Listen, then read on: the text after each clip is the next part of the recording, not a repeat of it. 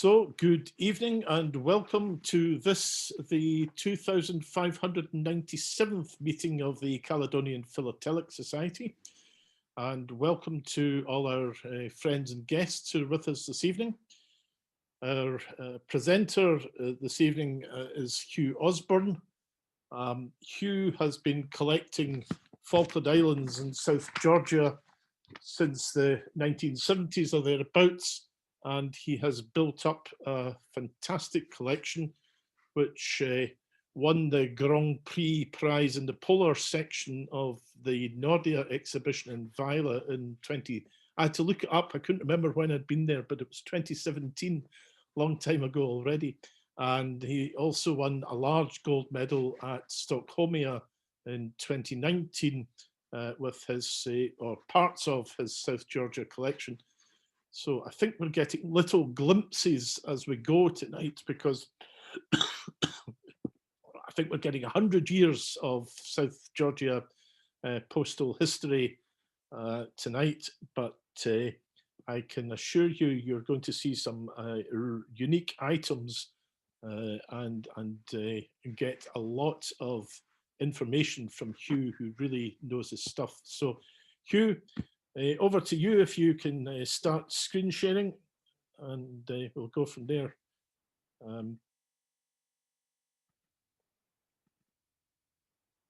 Unmute myself. That's you. I'm holding the space bar down at the moment. Well, you should be able to, there should be a button that's got mute and it should have a red line through it. If you just click on it, that should remove. Ah, yeah, I'm unmuted. Yep, you should be able to hear me now. Yes, we can. So, shall I move to share screen, or yes, if you press the button to share screen, that'll be fine. Oh, right. Ah, there it is.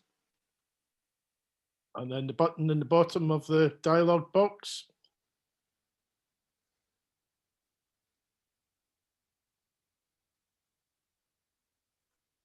I'm on to it on the screen here, but then where did you want me to go to? Well, we haven't got anything on the screen at the moment. Nor have I. Yes, I have now. That's you, yep. And if I start the slideshow from the beginning. That's us, we're in business. How's that? That's fine. Well, thank you. Thank you, Alistair. And good evening to you all. I'm here to give you a pleasant philatelic evening. Always a pleasure for me to talk about South Georgia postal history, but I hope I can entertain you. I hope you've received some notes I prepared to increase your appreciation of the prevailing circumstances around life in South Georgia as a whaler. So let me take you to the first. This is a little bit about me. I thank you, Alistair, for your kind words. I have been a habitual visitor to the Falklands some 10 times now. And I have managed to go to South Georgia once when I took a holiday down to Antarctica in 2003. My first trip to the Falklands was with Ronnie Spafford, a name perhaps not known to you, but he was well known amongst my Falkland Island Philatelic Study Group, my stamp club, as a pioneer holiday host for holidays in the Falkland Islands. 3 weeks, wonderful. Increased my appreciation, and I've been enjoying it ever since. Philatelically, I'm a fellow of the Royal. I've been a chairman of my stamp club. I'm a trustee of the English charity that is the Friends of the Falkland Island Museums and Archives. I'm its secretary. I've been a philatelic author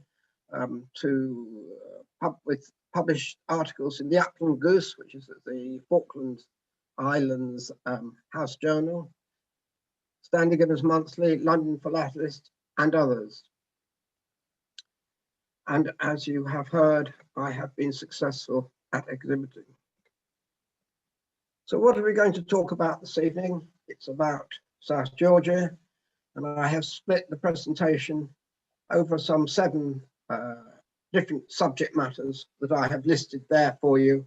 I won't bore you by reading them out to you. But we begin with the early years. The early years start, as far as I'm concerned, in 1841. And it ends in 1945, which I hope you'll forgive me, is a little more than 100 years. In 1841, a sealer who does the same job as a whaler, except with seals, killing the animal and taking its blubber, which is reduced by heat and water to release oil. The ship on which he was, we do not know the name of that ship, had left North Stonington, a whaling port on the Atlantic coast of America, and been unsuccessful in generating any oil in South Georgia, and was planning to go to South America. But he wrote to his father-in-law whilst in Falkland waters and described his experiences to date. So that makes this the earliest known form of correspondence with a report on South Georgia. We believe the ship met another, the SS Hazeloop, under Captain Wazer, somewhere at sea, and they learned that he was returning to New York, so the letter was passed to him, and he in turn took it to New York, arriving, as you can see, on November the 27th, 1841. The charge here is 14.5 cents, represents 2 facets of the charge, a 2 cents letter charge and a 12.5% internal delivery charge. That is the earliest known piece of correspondence associated with South Georgia. We wait some 40 years before there's something else I can tell you about, and that is about a German expedition that went to South Georgia under the auspices of the first International Polar Year, 1882 to 1883. They wished to take certain measurements, atmospheric, sea temperature, and others on South Georgia as part of a wider campaign, and had a successful year on the islands, arriving by courtesy of the then Imperial German Navy, and collected again in September 1883, to start their journey home. One interesting facet of their visit is that they were able to detect the change in water level at Grytviken as a result of the volcanic explosion of Krakatoa. Nevertheless, they left, as I say, and made their way to Montevideo, where they interconnected with the normal steamer arrangements to get back to Europe. And whilst at Montevideo, this postcard was written. And we now know, or we believe, that the writer was from the collecting German ship, and was talking of his experiences on board ship, and that he was about to make his way down to Punta Arenas. The expedition broke up and returned to their homeland in Germany. Number 3. This is a postcard. Now, some of you may know a little bit about whaling, but the founder of whaling, the grandfather of whaling in the Southern Hemisphere, was a Norwegian called Carl Larsen. Before he managed to raise the money to go whaling with an expeditionary force. He was the captain on the SY Antarctic, then taking the Swedish South Polar expedition to Antarctica between 1901 and 1903. And on the way back in 1902, where he had left the Swedes on Antarctica, was free until he went to collect them again, he spent some time on South Georgia. And as he left, he wrote this postcard to members of the Antarctic party he had left, to the families at home. And we know where he was on the date that he wrote this card, because he kept a log of his position, being a seaman, where he was each day. And the day that he wrote the card, we know where he was, precisely where he was, in South Georgia waters. So this is the earliest known piece of correspondence that was written on South Georgia.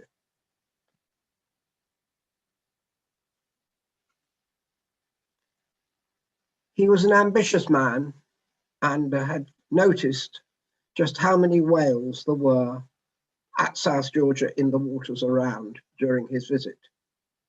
And he had experience earlier in his sea career as a whaler, and realized here was his way he could make substantial money if he could create the capital to pay for a whaling expedition, which would set out from southern Norway at Sandefjord, and he would have to make a modern factory of its time that would produce refined whale oil from blubber. It was some time before he was successful in finding the capital he would need, which came from Argentina, not Norway. And so in about September, October time, 1904, he set off south with 3 ships, 3 expeditionary ships laden with everything he would need to build a factory, accommodation, workshops, and all the rest that he would need to go whaling with a whale catcher to produce refined whale oil. The first whale oil was produced Christmas 1904. He took some of his family with him, and as you can see, this is an inward postcard to a member of his family, one of his daughters, from Norway. But there was no infrastructure whatsoever on the islands, no post office, no nothing. And so for him to receive any mail, it had to be addressed to the source of his capital, a company called Pesca, fishing company, and the correspondence from Norway, as you can see, has been addressed to, as it happens, the managing director at Buenos Aires, where it would be given to one of the regular ships plying between Grytviken and Buenos Aires, bringing whale products for Pesca to sell into the international market. This is one of the earliest known items of mail into South Georgia, sent some 4 years before the post office opened. Another, somewhat similar, a little later in 1907.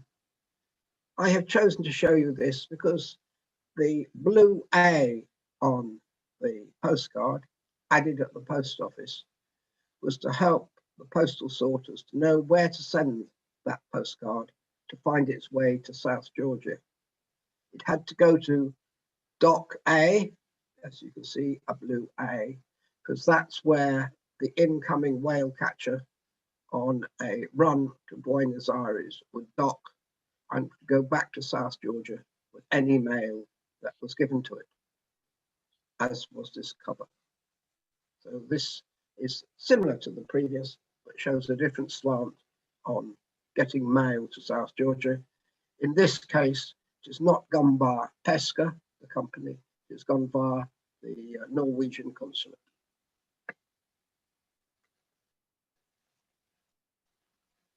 This is a very early outgoing piece of mail from South Georgia. We know that because of what's written on the postcard. But as I say, at that time of sending this, there was no post office. The only way outgoing mail could get into the international mail system was the same as the way incoming mail was handled. It had to go to Buenos Aires, be stamped with an Argentine stamp, and then placed into the Argentine mail system, which would connect the ships and the rest to get the mail, in this case, to Norway. This is one of the very few surviving pieces of mail from South Georgia before the post office that was handled out through a Buenos Aires post office. Again, very rare. And now we move to 1909. This was the year the post office opened. It opened on the 4th of December, 1909. It had a brand new postmaster and a limited supply of stamps. The stamps were fine, but they had no canceller to say that the mail had come from South Georgia. So this proved a problem, which they solved by borrowing a Falkland Island hand stamp, which you can see here on the postcard, and to meet UPU requirements defining the need for the canceller to say where it had been cancelled, they added the words South Georgia. You'll notice that these are all in capitals, and this went on the very first mail because it was cancelled on the 22nd of December. I hadn't said that the postmaster was John Innes Wilson, JIW, and that would have significance later on in this presentation. So this is an example of a postcard from the first mail. And if I remember rightly, it is associated with Husvik whaling station, one of the competitors, early competitors, to be set up to go into business against Larsen's Pesca organisation at Grytviken.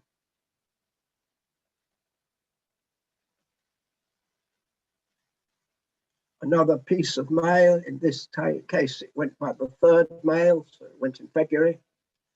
It's probably a report sent to the governor of the Falkland Islands, so that's why there is no need for any address on the envelope, just saying His Excellency Governor Allardyce was sufficient for anybody to know where that particular letter had to go when it arrived in the Falklands. We know from the records that Wilson kept as postmaster and which have been published, they were found in Cambridge, and we know that it was one of the Salveson's transporters, Coroner, that actually went from South Georgia to Stanley, and it left on the 19th of February 1910. You might ask me, what is a transporter? Well, it is the ship that would typically bring a whaling expedition from Norway down to South Georgia with people and materials for a year's whaling, and might well go back, having delivered all the whalers, some 2 or 3 months later, when it would be then filled with refined whaling oil and other products to be sold in the European markets. Now, this too, like the earlier covers, has the same South Georgia date stamp in use over here, but you'll notice just across here, it says South Georgia, but this is in upper and lower case, and is the second hand stamp that they used. This is usually called the small hand stamp, the other being all capitals is referred to as the large hand stamp. and mail with either of the combinations that you see here is very scarce, difficult to find, probably less than the fingers of your hand of each type available today.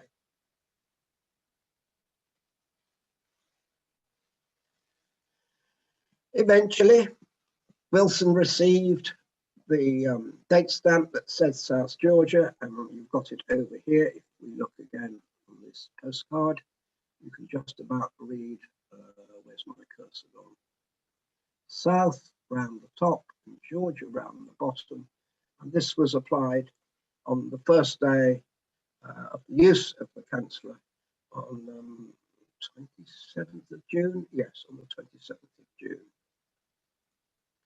What is unusual, sorry, go back one. What is unusual about this is that it's got the unnecessary application of the large South Georgia imprint. That was not necessary because it was a South Georgia date stamp. You might consider that it was early in the morning when they set out to cancel the mail, and they did not. The man who did it did not appreciate the significance of having a South Georgia date stamp. Who knows? Which is the only known example of that combination.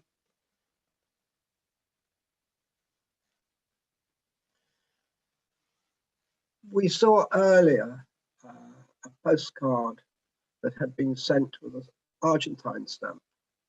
Well, this is another postcard from that correspondence. We know quite a bit about this correspondence because it was discovered in Norway within the last couple of years.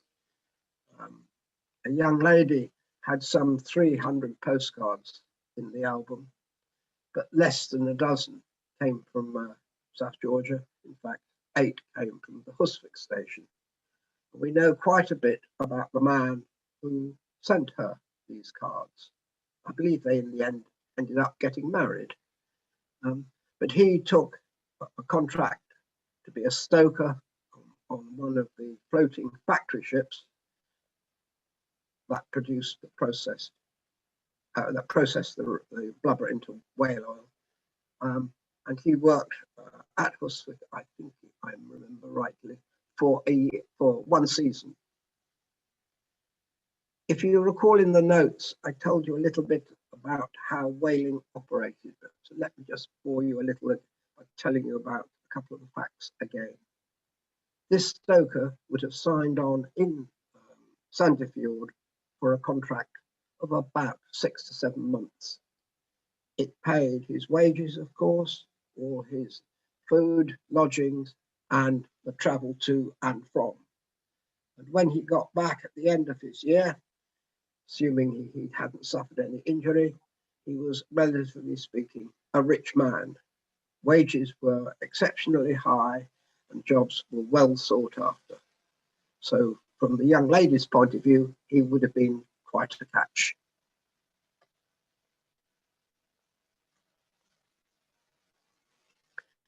New Ireland. New Ireland is part of the Falkland Island archipelago. And you may have heard of the Scottish company called Salversons. They used to have lorries running all over the country. And they made their first venture into South Atlantic whaling at New Ireland, and they built a land-based whaling factory. They also invested in another land-based whaling factory on South Georgia at Leith Harbour. So they had 2 stations. And they reached the decision quite soon, around about 1415, that the South Georgia investment was paying a good solid dividend.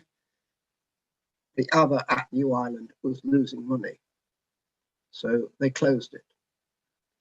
And this is probably one of the few surviving pieces of mail originating from New Ireland. The more exceptional is it is probably the only piece known to be written to South Georgia.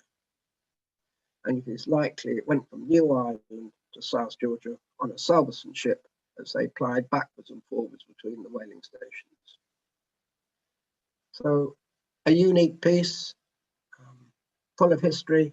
We know that it was involved with the floating practice ship, a brand new purchase by Salverson's on its way down to its whaling location, which was in South Shetlands, further south nearer Antarctica than South Georgia, about 1,000 miles nearer. And a similar range of whaling activity happened on South Shetland.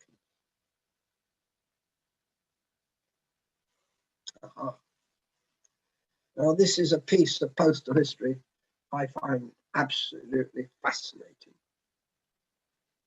It is able to go in a number of exhibits, an English one, a South Georgia one about book post, one about all sorts of different subjects.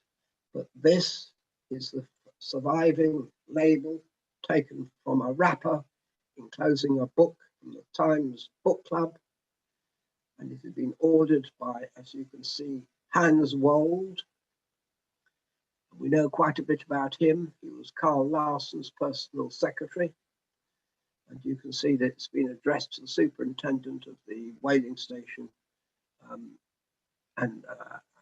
on South Georgia, routed via Buenos Aires, as was the mail at that time from this country. We know the postal rates because we've done the research and they're stated here. And you can see here that this is the correct rate, 6pence to pay for the service. Here's the registered label. I think this is an absolutely extraordinary piece, full of history, quite a story to tell. And I've seen nothing like it since. I've only ever seen this one piece, and it came out of Norway. Not surprising, perhaps, because Hans Wold was a Norwegian. Quite an extraordinary item. One I love. Back to the South Georgia Mail on the outgoing. James Wilson was keen that they offer a registered service. We believe quite a lot of whalers sent money back to their families in Norway, and there was dissatisfaction of sending money to Argentina to be then sent from an Argentine post office to Norway. They wanted to be able to do it directly from a post office, the only post office in the event that opened and worked on South Georgia. On the 5th of July, the service was available. Items sent by the new registered mail were part of the 7th mail from the islands. The same little whale catch-a-lot that we will hear a lot of. It would then chug its way from Grytviken to Buenos Aires and hand the mail bags that they had collected from the South Georgia post office into the port post office at Buenos Aires, and the mail would then find its way to destination. Only 2 items are known to have survived from the first registered mail, and from the reports that Wilson has prepared, we know how many items were sent in that mail. So 1 of 2. Quite unusual, you'll notice, they have unnecessarily applied the small South Georgia hand stamp across each item of mail. Not necessary, but it was done occasionally. And you can see that they used twopenny halfpenny stamps from the Queen Victoria reign. In 1910, they were still quite prolific and used quite a lot. And there are examples of all the Queen Victoria stamps cancelled at South Georgia, mostly philatelic mail. And I guess you'd have to say this was philatelic mail. In one's collection, there are usually 1 or 2 pieces that you become quite fond of, and this is another one. How unusual to see a genuine commercial registered postcard. I've never seen another one from South Georgia, so I was quite pleased to get the opportunity to buy this. And it's, from a South Georgia point of view, quite an unusual item to have a French Alsace address. I don't think I can add an awful lot more to that other than to say it's I believe, unique.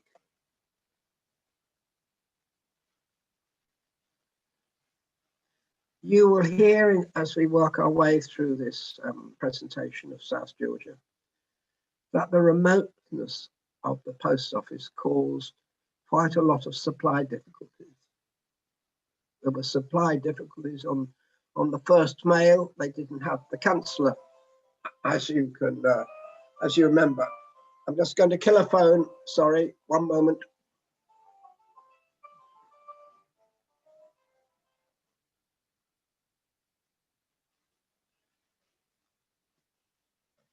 Apologies about that. As we were saying, the post office had bouts of shortages, and we're just talking about the first one that occurred in 1909 when the post office opened. It didn't have a canceller. Well, a group of circumstances conspired in October 1909. We had changed the postmaster from Wilson to Binney, E.B. Binney, and that you'll see I will talk about many times here because you can see across the cancel E.B.B., Edward Beveridge Binney. And the post office ran out of postage stamps, the low values, because the German expedition on its way to Antarctica spent some weeks, 6 weeks or so, on South Georgia. And this increased the demand for postage beyond the capacity of the post office to meet. The postmaster of the time obtained permission to use a homemade hand stamp, which you can see at the top right. I'm going around it, which says firstly paid, and then you can see at South Georgia. Before the paid, he has put a figure 1. No, sorry, a figure 2.5 after paid, saying it's paid tuppence halfpenny, which is the correct rate to Norway, and it's at South Georgia, and it's been signed by the postmaster. I think about 80 of these covers have now surfaced, and some years ago, I wrote a monograph. Here we are, number 15, which listed and has been updated since to record every known example of what South Georgia collectors and Falkland Island collectors know as a paid at. Why do I say paid at with a little a and then a big A? Because there are 2 different combinations of letters in the hand stamp, because halfway through the time that this was used, they received a delivery of stamps, but again, it was insufficient in quantity. So he recompiled the hand stamp. It almost looks identical, except he made one difference. In the second case, he used a capital A for at rather than a lowercase.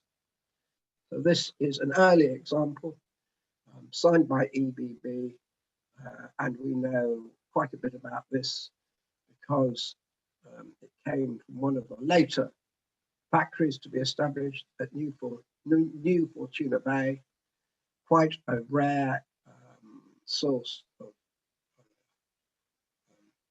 mail, so these are quite priced. And as you can see, it's gone to the village where Carl Anton Larsen was born, so it looks like family members here. A second example, now if we look over here, you can quite clearly see it's a capital A, and this comes much later in time. We're in February, and if you look also here, you can see JIW, the postmaster, James Innes Wilson, had been away on leave, and during his leave period, EBB, Edward Binney, had taken over the position temporarily. But towards the end of this paydat era, he had come back and reassumed his position as postmaster. And he adopted the same practices as his temporary replacer and used the hand stamp and signed it. This is an exceptional cover because it is being charged 1 penny, which is the printed matter rate to Argentina, and it is the only example of that rate on any of the 80 odd covers we know about. So it's a unique JIW sign, paydat penny cover.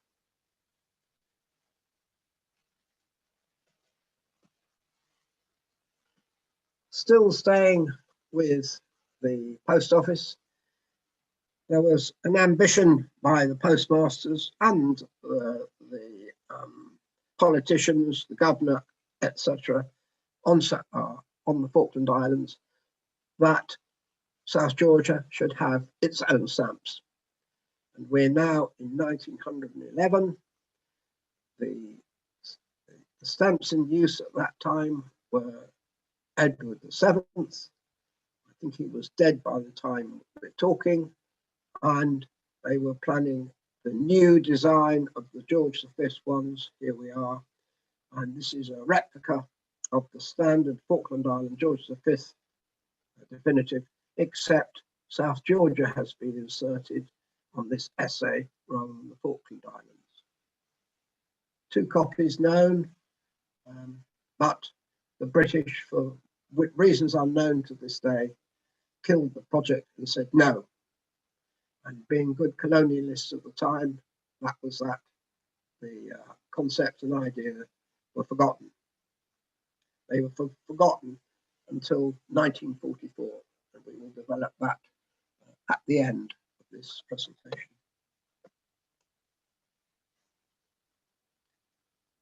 Not only did the post office have periods of no councillor, no stamps, but it had a long period of time, 1918 to 1924, when they had no registered labels. By this time, 1921, this cover is, the whaling station at New Island had been shut down, and the registered labels of that post office had been put into store, I guess, at Stanley. But they found their way to South Georgia, and they were used as South Georgia registered labels, and they're quite difficult to find. Fingers of one hand of surviving examples. This is a surviving example of a failure by the post office in another sense. They were obliged, if they used these labels, to delete New Island, because this piece of mail did not come from New Island, but South Georgia was considered to be part of the Falkland Islands, so a simple Falkland Islands registered label would have been acceptable. They should have deleted New Island. And I have examples where that has happened. So we know when it left the islands by one of Salverson's ships. I think that says enough of that. I'm going to move on. Another example, right at the end of the period we are now in 1924, and this is a unique example of the use of a particular South Georgia registration label, all correctly deleted as I was explaining, and South Georgia has been inserted in manuscript above, so total compliance with the regulations, but this is the only known example of the use of a Stanley 5C type registered label, which is known as a type 3D when used like this on South Georgia originating mail. Managed to acquire that from a visit to an international stamp show in New York some years ago. We're coming to the end of the post office section that I said I would discuss, but I can't not show you the next 3 items. This is unique. We have another period in 1923 when they ran out of low value stamps, because at that time the rate to America, the UPU rate to America, was threepence, and placed a heavy demand on halfpenny stamps because there was no threepenny one, so everybody either used 3 pennies, a penny and a twopenny, or a twopenny halfpenny and a halfpenny, or some other combinations that would make threepence. This is the only known example where a bisected twopenny halfpenny was doing the duty of a halfpenny. They surfaced in the 60s in America from presumably this Betsy died, and her correspondence found her into the philatelic market. So this is unique, the only one known.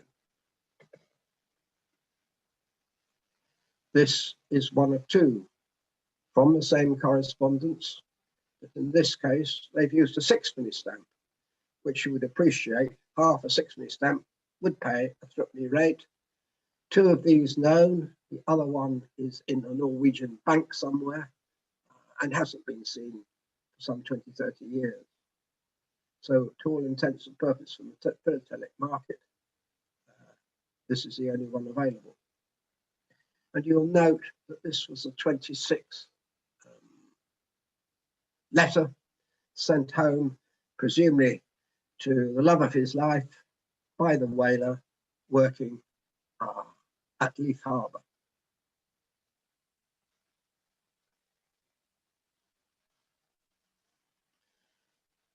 In 1928, once again, they ran out of stamps, and a different solution, one that we had not seen before, was considered and approved. The workshops of the whaling companies, particularly at Pesca on Gretviken, were quite well equipped, and they had the ability to create a die which was used to frank these by overprinting a new value of twopence halfpenny on some 1,200 stamps. Sorry, 1,179.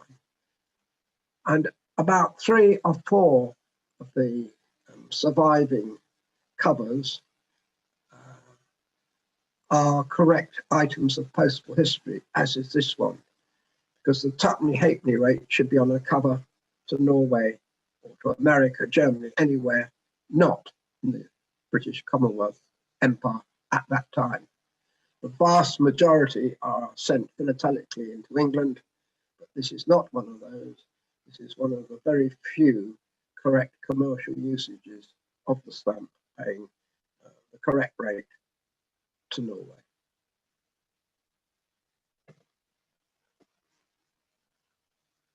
It's getting boring. They ran out of stamps yet another occasion in 1930. And another different stamp is here bisected.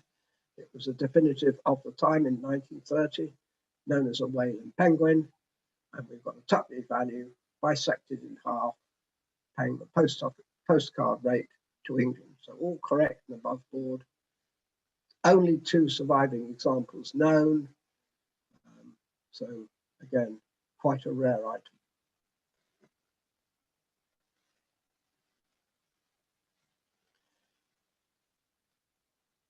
It comes, I'm sure, no surprise to me to tell you that the relationship between Argentina and the Falkland Islands has not been one of mutual friendship.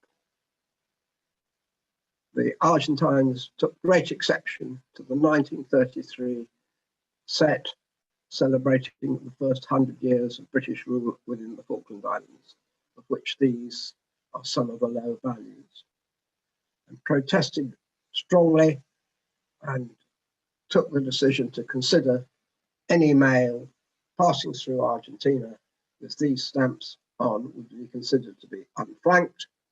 And so they taxed, as you can see in this small scan of the back, to say that they taxed it 90 centimes on this date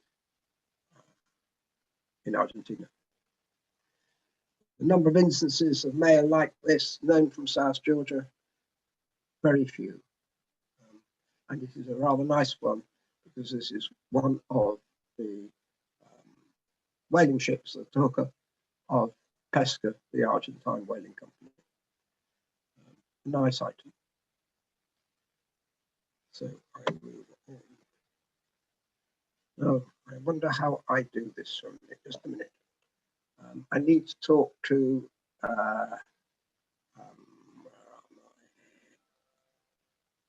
come on, can I, where have you gone? There.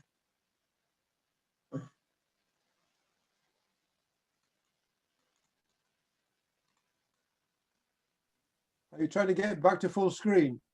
Yeah, I seem to have lost you from it. How am I doing on time? You're okay, Shave, at the moment, Hugh. Yeah. I seem to have lost you. I can't get the picture back. Ah, you were screening. Stop sharing. How do I restart the share? Let's go back there. We have you. We can see your screen. Okay, right. Okay, excellent. So go back to the slideshow. From current slide. I've got to get rid of that. Right, yes. Okay, I'll keep going. I'm now moving into a fascinating aspect of philately, at least to a postal historian, which is censor mail. And we are showing you, or I'm showing you now, the only known item that has survived from World War I, where we know this was censored on South Georgia. We've got a South Georgia simple resealing label up here. We've got the date, and it is into Argentina, at Buenos Aires.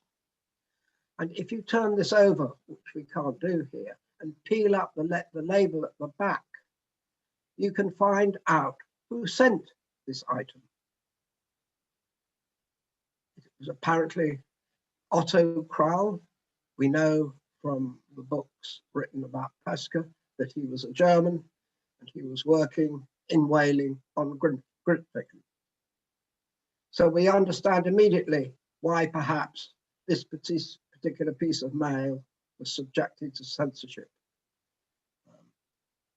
And we will know more about this man when I get to a later stage of this presentation. So this is the only known piece of censored mail from South Georgia from World War I that was censored on South Georgia.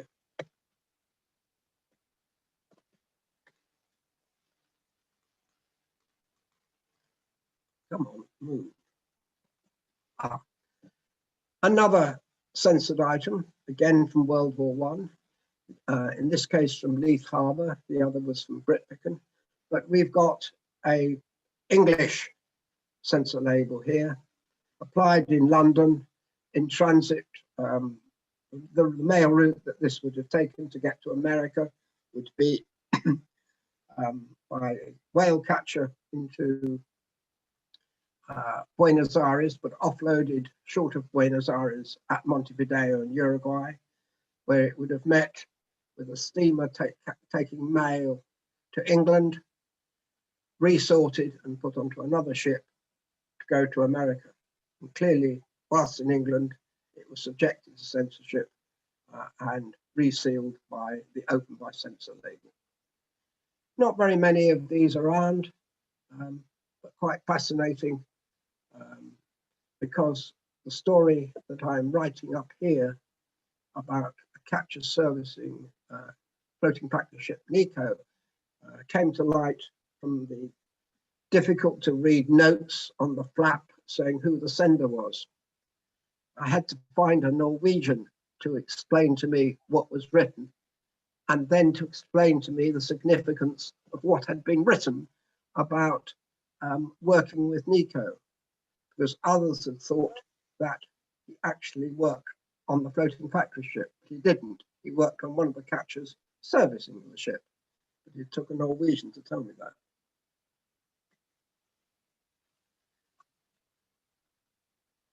The Germans in the 1930s, where we are in this time in 1931, we have Hitler and all of those sorts of problems beginning to come to light. And they were quite envious of the money that Norway and Britain were making from whaling. And they were quite keen to join the party, but knew they didn't have the knowledge. They had the technical ability to build the equipment, but they didn't know how to go about whaling. And they found that there were one or two people of German origin, like Otto Kraul, and like in this case, Captain Kirschis, or however you say his name, who took time out on South Georgia, studying whaling, how to do it. So if you like, it was industrial espionage that we're doing it. And in this case, the man I've just mentioned, Kirschis, went on to be a director of the first German whaling expeditions in 1936, 1937, using the floating factory, Jan Wellham, down on the Weddell Sea. So this is a rather nice postcard, a lot of history behind it, quite difficult to find.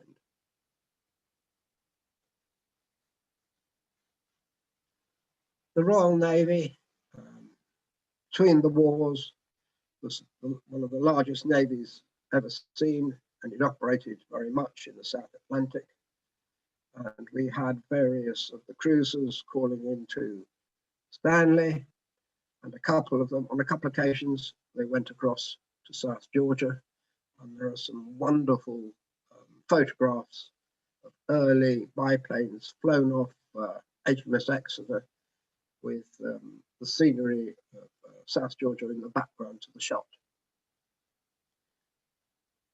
This particular card to Germany from South Georgia, we know by the dates, have been collected by HMS Exeter during the course of her visit to the islands, and then taken by her onto Stanley, where she went to complete a visit to Stanley for a few days before then departing back into South American duties, arriving at Punta Arenas on the 6th of December. So an unusual item to have a Royal Navy acting as mail ship, but they exist. And we know more of HMS Exeter's association with South Georgia as a result of the Battle of the River Plate, when she engaged in a fight with the German battleship Grafton Spey, suffered significant damage. None of her guns would work, had fires and was close to sinking, but she made her way back to Stanley, and in about 10 days, they managed to patch her up sufficiently, stop her leaks, and she managed to get back to the United Kingdom for a complete refit and return to Royal Naval duties. So we're into World War II, some of the unusual censored items from South Georgia. This one I have chosen because it's left South Georgia, but did not go through the South Georgia Post Office. It probably was taken by ship direct to Norway, where it was cancelled on arrival, treated as a packet-bow item, which it was, but somewhere along the line, it had been through a South Georgia censor. Not quite certain how it all happens, but we know that it reached Bergen on 27th of February 1940. We know quite a bit about the man, Edvard, I think that's correct, Edvardsen.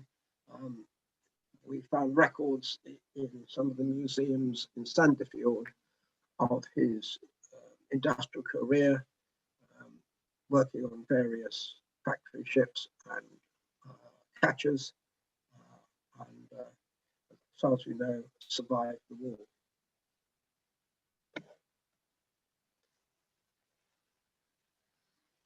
The last one to do with World War II from this point of view. As we all know, Norway was invaded by Germany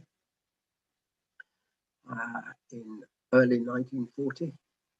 And this cover, as you can see, is addressed to Norway, to a whaling company. We assume from their agent in Stanley. And as I explained earlier, it was routed through Montevideo and then into England with the intent of it then travelling on to Norway.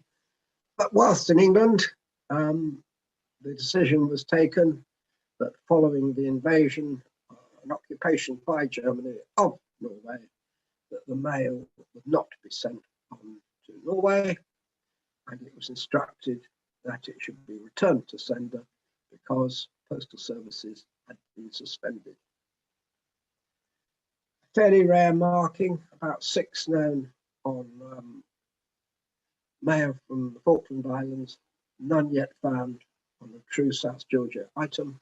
But this has a whaling association, so I thought it fitted into this exhibit.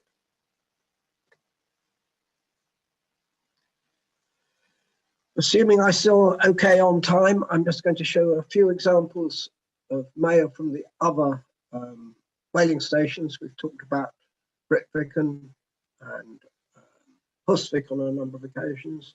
We've talked about this guy a few slides ago, same name. He was working on Stromness for some time. There's a nice example of Stromness mail. Until 5 years ago, no mail had ever been found from Godthul, another whaling station, one of the smaller ones. But this particular correspondence came onto the market. I don't know exactly how many covers came on, but this is one of them. And this is this correspondence is the only known surviving mail from Godthul. The story of the situation is written here. He worked on a whale catcher, and only when his whale catcher would go back from whaling at sea would he get the opportunity to deliver his postcard into somebody's hands when he got back to Godthul, and that would be then taken to Grytviken to begin its long journey to Norway. I haven't particularly made comment about what is known as pelagic whaling, which had a great impact on South Georgia. I have said and talked about floating factory ships. They were complete whale processing plants, blubber to oil, fitted within a ship with all the necessary supporting services. And these large ships with captures would sail into the Antarctic waters free of any political control, because nobody controls the seas, not needing fresh water because they generated themselves. And these ships were said to be whaling pelagically and had a great impact on South Georgia, closing down all but about 3 of the whaling stations. And by 1965, South Georgia ceased whaling, and soon after that, everybody ceased whaling, or nearly everybody.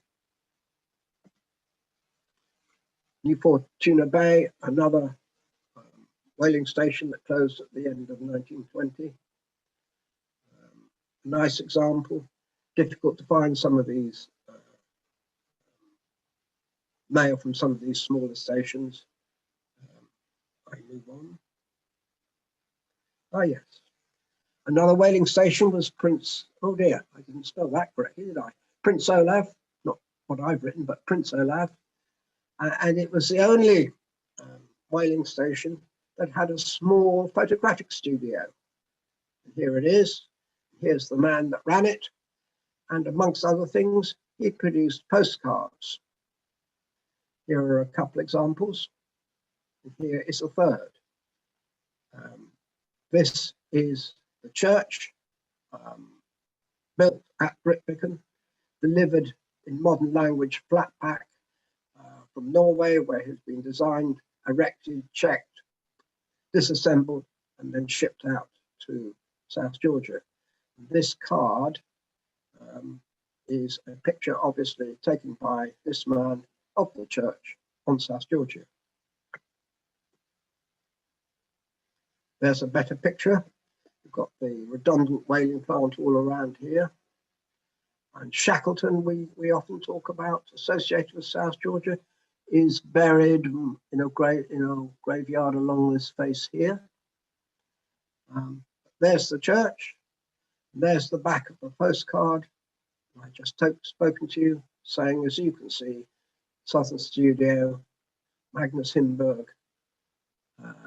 Prince doesn't say Olaf, it should though, South Georgia. Quite a rare item, lovely story. Not often you see that sort of thing in a whaling exhibit. Again, long as I'm all right on time, I'm going to have the last short section is about the various expeditions that have spent time on South Georgia, on both the outgoing trip to Antarctica and the returning trip.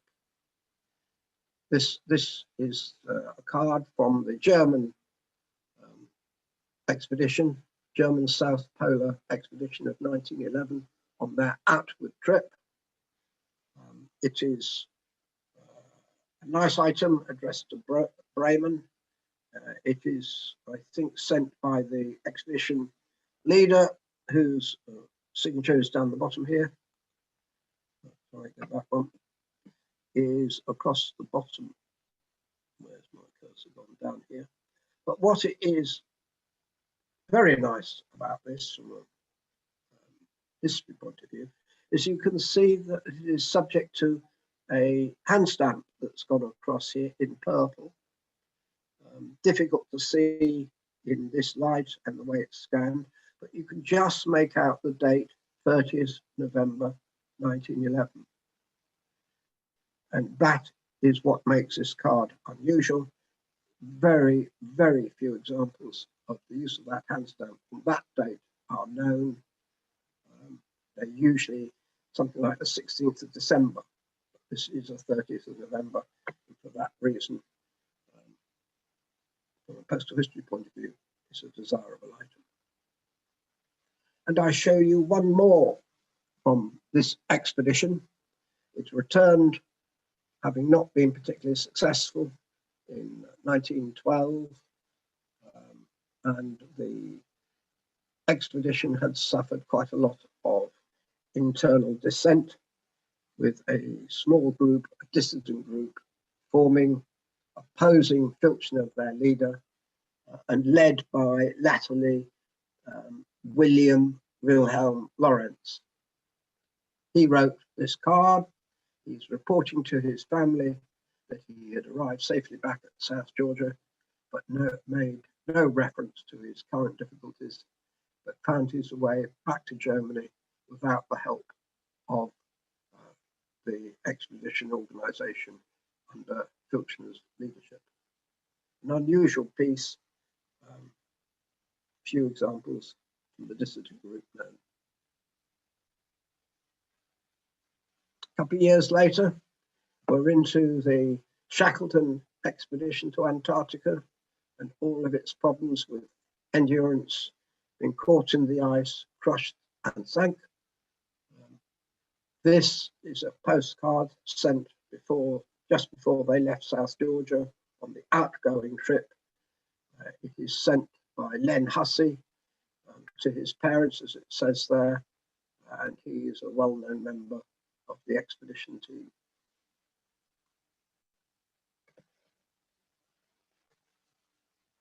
Some more mail from the same expedition. It's in a very grotty state because it is sent to be given to the expedition, but arrived after they had left. So it was put into storage to await their return. I think there was some cynical assessment of their chances, as the mail was put into damp conditions, so things rusted and got rather wet. But They got it wrong. The expedition did return, and as we all know, Shackleton made his trip in the little rowing boat to find South Georgia on the wrong side, which he had to cross to find his way to Stromness whaling station, and he could then begin his efforts to go and save the rest of his crew, which was still on Open Island.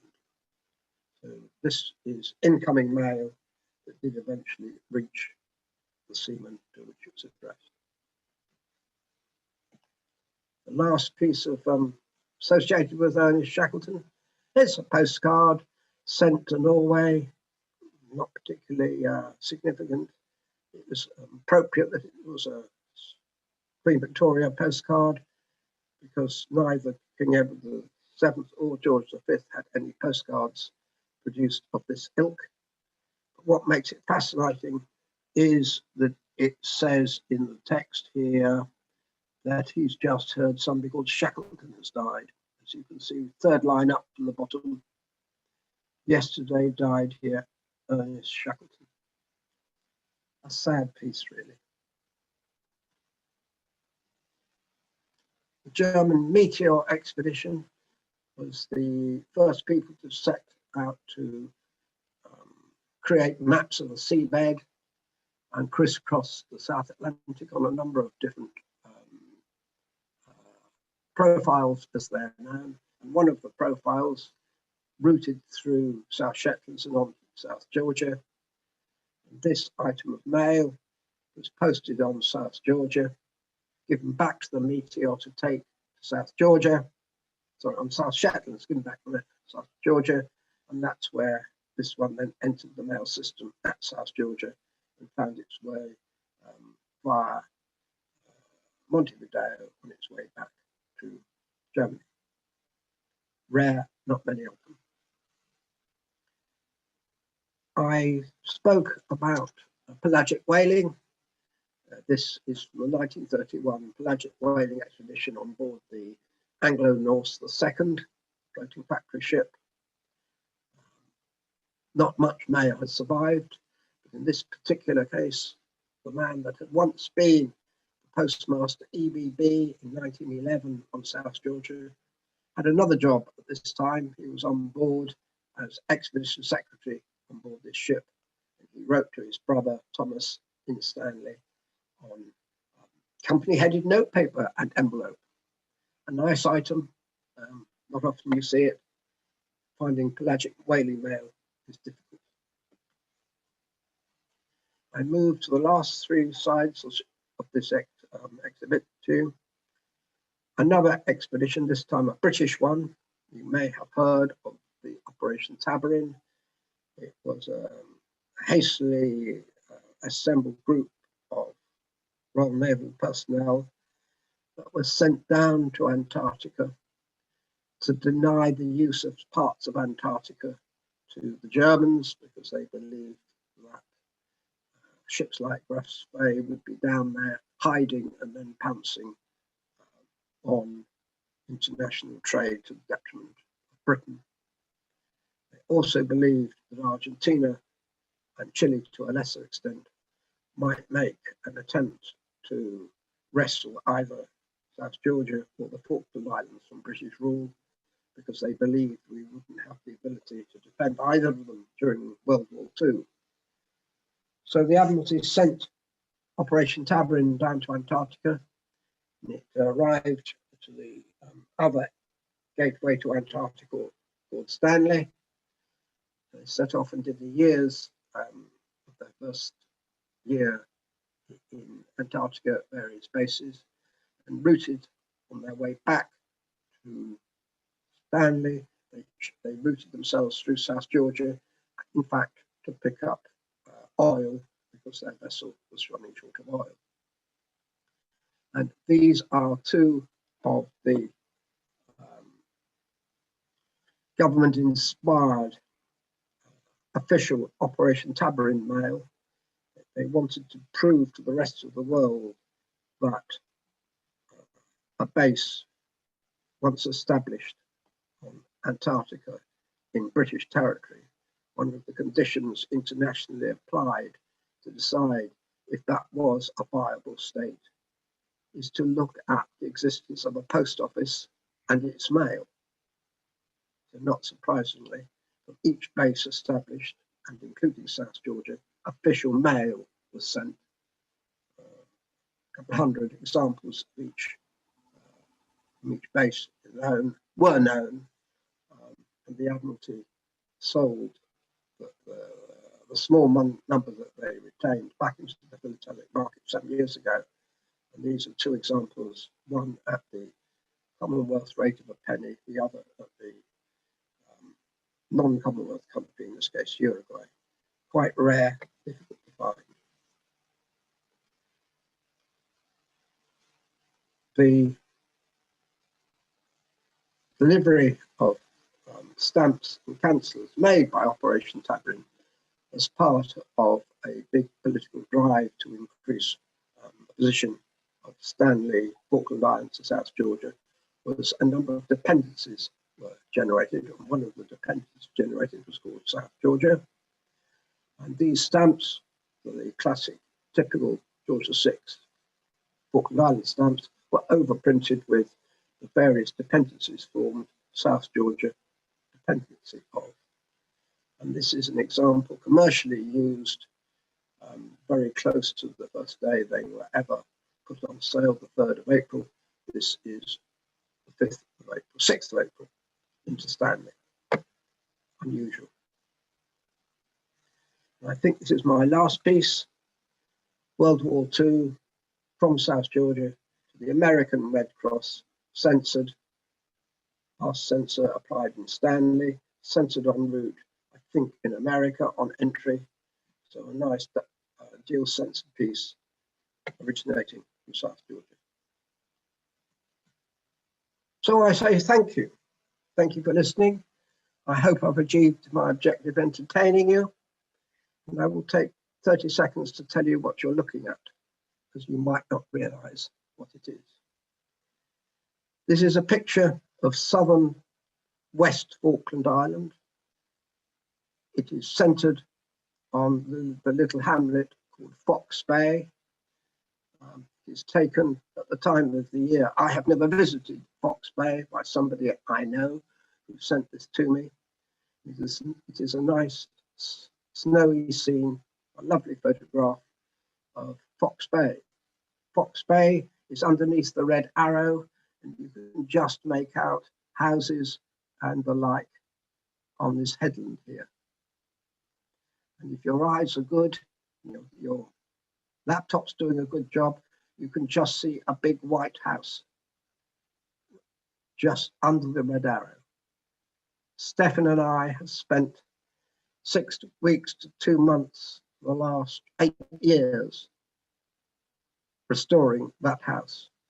And 2021 will be the first year for some 10 years or so that neither of us will be able to get to that house because of all the problems. So I say thank you very much, and I'm going to now stop sharing. Over to you, Alistair. Thank you very much indeed, Hugh. Hugh's happy to take questions, so if anyone has any, if you unmute yourself and test either your understanding or Hugh's knowledge. Anyone with a question? Quick question or a quick observation. Philip. I noticed, I think it was 1914, but I might have got the year wrong. An area registered letter from South Georgia.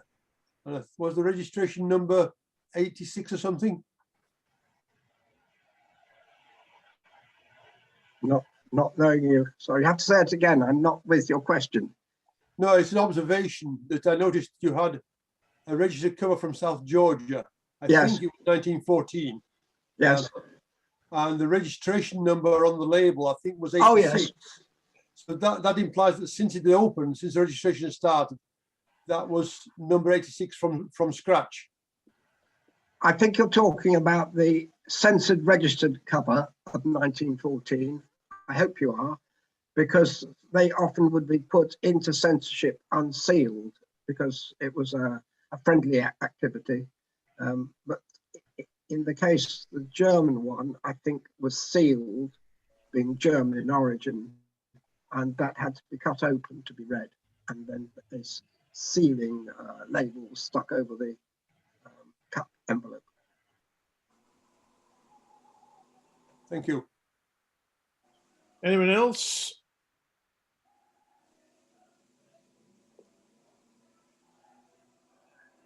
No, in that case, Hugh, can I thank you very much? I'm in awe. I've seen some of your material before, but I don't think I've ever seen such fantastic pieces all gathered together in one display, and really, absolutely amazing material. So very grateful to you. This is actually the first time Hugh has done a display like this, so you've all been guinea pigs. We had a wee rehearsal last night just to make sure we knew how to share screen and so forth. Thank you very much indeed for taking the time and trouble to put that together for us. And as I say, absolutely splendid. And I'm sure everybody, difficult on Zoom to know, but I'm sure everybody has enjoyed the display. And we Indeed. Thank you very much indeed for showing us that. Thank you very much. I actually have enjoyed it. The preparation was thorough, and it looks as though I didn't do too bad a job. So I thank you. Thank you.